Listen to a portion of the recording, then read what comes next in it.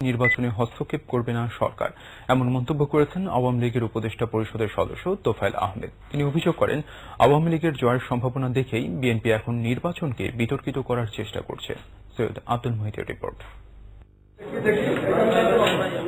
গাজীপুরের নির্বাচন সহ সাম্প্রতিক নানা বিষয় নিয়ে ধানমন্ডিতে দলের সভানেত্রীর কার্যালয়ে ব্রিফিং করেন আওয়ামী লীগের সিনিয়র নেতা তোফায়েল আহমেদ। এ সময় তিনি বলেন, নির্বাচন কমিশন সরকারের আজ্ঞাবহ হলে 4 সিটিতে পরাজয় হতো না আওয়ামী লীগের। গাজীপুরে এমন কোনো কিছু করব না যাতে আমাদের অতীতের নির্বাচনগুলো যেভাবে সুষ্ঠু হয়েছে, সুন্দর হয়েছে, সেগুলি কলুষিত হতে পারে, এমন কোনো কাজে আওয়ামী লীগ হাত দেবে না। কিন্তু মোদী সাহেব বললেন, হারলেও আমাদের লাভ, জিতলো আমাদের লাভ। আমরা এই লাভ আমরা হিসাব করি না। আমরা আমাদের দলীয় প্রার্থীর জন্য আপ্রাণ চেষ্টা করে যাচ্ছি, এবং যদি আমাদের যদি অসাধু উদ্দেশ্যেই থাকতো তাহলে আমরা এত পরিশ্রম করি কেন? সেনাবাহিনীকে আবারও বিতর্কিত করতে বিএনপি নির্বাচনে সেনা মোতায়েনের দাবি করেছে, এমন অভিযোগ করেন তোফায়েল আহমেদ। এদিকে রাজধানীতে নৌকা সমর্থক গোষ্ঠীর এক আলোচনা সভায় নির্বাচন নিয়ে গুজব বা অপপ্রচার না চালাতে বিএনপির প্রতি আহ্বান জানিয়েছেন সুরঞ্জিত সেনগুপ্ত। আমি শতভাগ জাতিকে আশ্বস্ত করতে চাই, অতীতেও আমরা সরকার যেমন কোন নির্বাচনে কোথাও হস্তক্ষেপ করে নাই, এবারও গাজীপুরের জনগণ স্বাধীন নিরপেক্ষভাবে তারা তাদের ভোটাধিকার প্রয়োগ করবে। সৈয়দ আব্দুল মুহিত, বাংলা ভিশন, ঢাকা। বৃহস্পতিবার হঠাৎ করেই জরুরি সংবাদ সম্মেলনে জাপা চেয়ারম্যান HM এরশাদ গাজীপুর সিটি নির্বাচনে মহাজোট সমর্থিত প্রার্থীকে সমর্থনের ঘোষণা দেয় দলে মিশ্র প্রতিক্রিয়া সৃষ্টি হয়েছে। সেই সাথে গাজীপুরের নেতাকর্মীরা তাদের চেয়ারম্যানের এই নির্দেশ মানতে অনীহা প্রকাশ করেছেন। রিপোর্ট জ্যোতিকা ঘোষের। তারিখ 28 জুন। বাংলা ভিশনকে দেয়া এক সাক্ষাৎকারে HM এরশাদ বলেন, মহাজোটের ভাবমূর্তি ভালো ছিল না বলেই 4 সিটি কর্পোরেশন নির্বাচনে মহাজোটের ভরাডুবি হয়েছে। তাই গাজীপুর সিটি কর্পোরেশন নির্বাচনে কারো পক্ষই নেবেন না তিনি। জাতীয় নির্বাচনে তো তাদের আমার নির্দেশ অধীনে আসতে হয়, যেহেতু আমি তাদের নির্দেশ দিতে পারি না যে একে ভোট দাও, সেই জন্য যে যেখানে পারছে ভোট দিচ্ছে। 29 জুন নেতাকর্মীদের চাহিদার প্রেক্ষিতেই বনানী মাঠে মহাজোট ছাড়ার ইঙ্গিত দেন এরশাদ।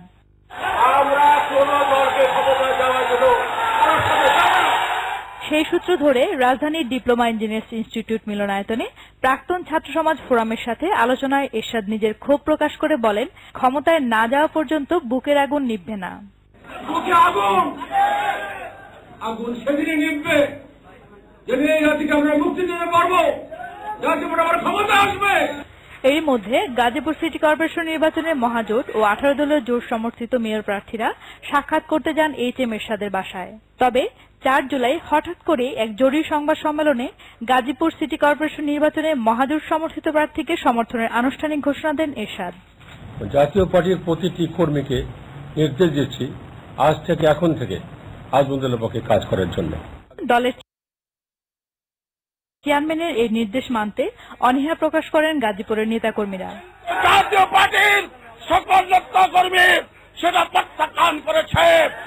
এরশাদের শেষ মুহূর্তের এই ঘোষণায় খুব একটা প্রভাব পড়বে না বলে মত দেন জাতীয় পার্টির প্রেসিডিয়াম সদস্য কাজী ফিরোজ রশিদ। কার পক্ষে কি এটি কোনো বড় কথা না, প্রশ্ন হচ্ছে যে মানুষ কিন্তু একটা মাইন্ডসেট করে ফেলেছে কোন দিকে কে ভোট দেবে, এবং শেষ মুহূর্তে সে এইগুলো খুব একটা বেশি কাজে লাগে না। এখানে জাতীয় ইস্যু নিয়ে রাজনীতি হচ্ছে, ভোট হচ্ছে, স্থানীয় কোনো ইস্যু নিয়ে ভোট হচ্ছে না। ভিন্ন মত রয়েছে আরেক প্রেসিডিয়াম সদস্যের। যদি কেউ এর সাথে সাপোর্টার হয়ে থাকে, ভক্ত হয়ে থাকে, তার পার্টির অনুসারী হয়ে থাকে, তাহলে অবশ্যই উনি যে নির্দেশ দিয়েছেন সেটাকে তো মানতেই হবে। এখন শুধু দেখার বিষয় HM এরশাদ শেষ পর্যন্ত কি করেন।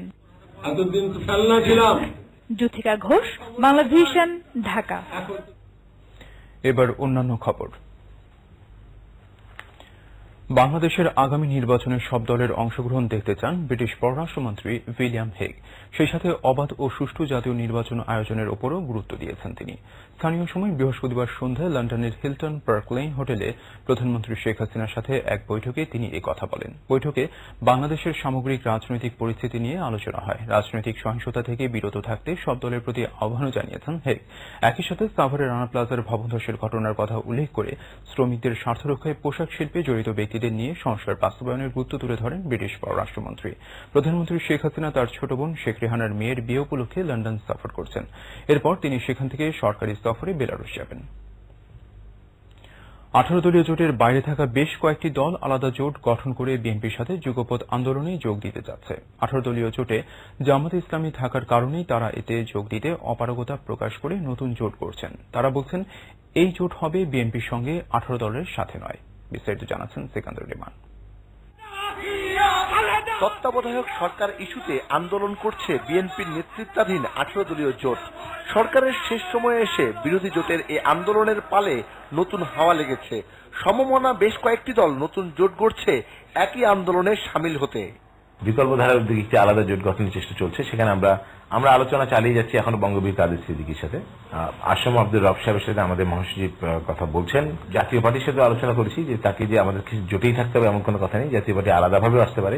কিছু ইসলামিক দলও এদের মধ্যে রয়েছে যারা হয়তো সরাসরি জামাত ইসলামের সাথে রাজনীতি করতে না চাইলেও এই মহাজোট সরকারের ব্যাপারে তারা চূড়ান্ত সিদ্ধান্ত দিয়েছে তারা এই সরকারের বিরুদ্ধে আন্দোলনে নামতে চায়। তাদেরকে একত্রিত করে আমরা আগে একটি জোট গঠন করতে চাই এবং সেই জোটের সাথে শুধুমাত্র প্রধান বিরোধী দল বাংলাদেশ জাতীয়তাবাদী দলের একটি আন্ডারস্ট্যান্ডিং। মহাজোট সরকারের অংশীদার জাতীয় পার্টি, কিন্তু দলটির নেতাদের বড় একটি অংশ মহাজোটে থাকতে নারাজ। সেক্ষেত্রে পরবর্তী গন্তব্য কোন দিকে প্রশ্ন ছিল দলের নীতি নির্ধারকদের কাছে। রাজনীতি একটা কৌশলী খেলা। আসলে এই কৌশলে যারা ভুল করে তারা রাজনীতিতে ছিটকে পড়ে, পিছনে থাকতে হয়। বড় বড় দল রাষ্ট্রক্ষমতার কাছে যেতে পারেনি ভুল সিদ্ধান্তের জন্য। সঠিক সময় সঠিক সিদ্ধান্ত নেওয়া হচ্ছে প্রকৃত রাজনীতির কাজ। এটা ভবিষ্যৎ বলে দেবে জাতীয় পার্টি সঠিক সিদ্ধান্ত নিতে পারছে কি পারে না। এই অবস্থায় বিএনপি অবশ্য বলছে তত্ত্বাবধায়ক ইস্যুতে সরকার বিরোধী আন্দোলনে সবাইকে স্বাগত জানায় তারা। আমরা আশা করছি যে আমাদের সাথে যুগপৎভাবে আরো কিছু দল বা তারা জোটগতভাবে আমাদের সাথে একাত্মতা ঘোষণা করে আন্দোলন সংগ্রামে অংশগ্রহণ করবেন।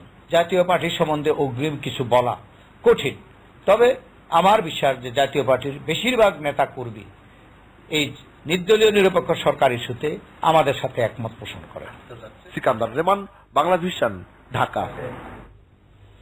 নিচ্ছি স্বপ্নধরা সংবাদ বিরতি, সাথে থাকুন, ফিরে এসে থাকুন।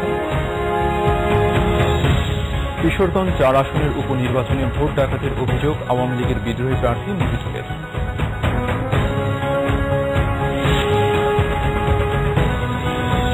দেশীয় চাহিদা তৈরিতে গ্রামীণ ব্যাংকের ভূমিকার প্রশংসা করেছেন অর্থমন্ত্রী।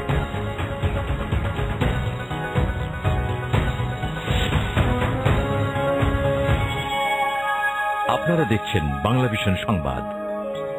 রিয়াদের বুকে একমাত্র polyclinic new Safa Mecca polyclinic, যেখানে সর্বোচ্চ সংখ্যক বাংলাদেশি, ইন্ডিয়ান ও পাকিস্তানি ডাক্তার দ্বারা উন্নত চিকিৎসা ব্যবস্থা নিশ্চিত করা হয়। New Safa Mecca polyclinic, phone 40400188, fax 40445544। স্বনামধন্য ব্যবসায়িক প্রতিষ্ঠান পিস গ্রুপের chairman Muktar Hossain, brand ambassador চিত্রনায়ক পিলিয়াস Kanchan, head of marketing Shahriar Nazim Joy সহ প্রতিনিধি দল এখন সৌদি আরবে অবস্থান করছেন। ঢাকা ও নোয়াখালীর প্রাইম লোকেশনে পিস গ্রুপের ফ্ল্যাট, প্লট এবং পর্যটন নগরী কক্সবাজারে 5 স্টার হোটেলের শেয়ার মালিকানা বুকিং এর জন্য আজই যোগাযোগ করুন। পিস গ্রুপ, শান্তিময় সমৃদ্ধির লক্ষ্যে। রিয়াদের বুকে একমাত্র polyclinic new Safa Mecca polyclinic, যেখানে সর্বোচ্চ সংখ্যক বাংলাদেশি, ইন্ডিয়ান ও পাকিস্তানি ডাক্তার দ্বারা উন্নত চিকিৎসা ব্যবস্থা নিশ্চিত করা হয়। New Safa Mecca polyclinic, phone 40400188, fax 40445544। আপনারা দেখছেন বাংলা ভিশন সংবাদ।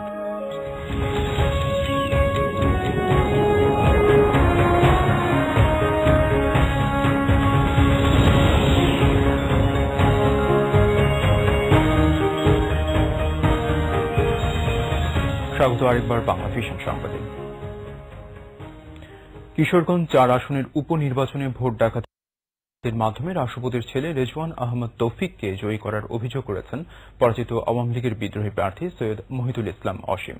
শুক্রবার ঢাকা রিপোর্টার্স ইউনিটিতে এক সংবাদ সম্মেলনে তিনি অভিযোগ করেন, রিটার্নিং অফিসার, স্থানীয় প্রশাসন ও র্যাবের প্রচ্ছন্ন সহযোগিতায় নির্বাচনে জনগণের রায়কে পাল্টে দেওয়া হয়েছে। তিনি আরও বলেন, নির্বাচনে তার পোলিং এজেন্টকে কেন্দ্রে ঢুকতে না দেয়া ও কেন্দ্র থেকে বের করে দেয়া সহ নানা অভিযোগ বারবার রিটার্নিং অফিসারকে জানালেও কোনো ব্যবস্থা নেওয়া হয়নি, কারণ রাষ্ট্রপতির ছেলেকে বিজয়ী করার সিদ্ধান্ত প্রশাসনই বাস্তবায়ন করেছে।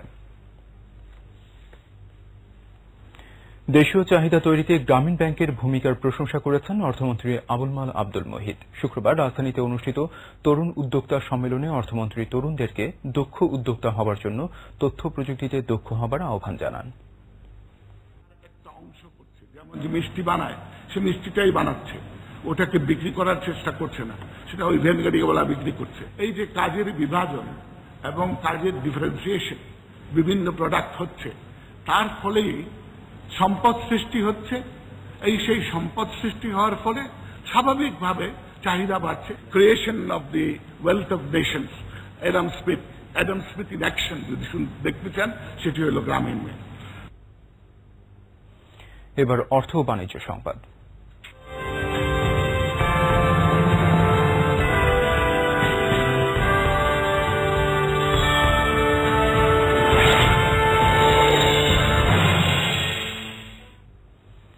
শুরুর আগেই রোজার প্রভাব পড়তে শুরু করেছে রাজধানীর কাঁচা বাজারে। সবচেয়ে চড়া মাছের বাজার।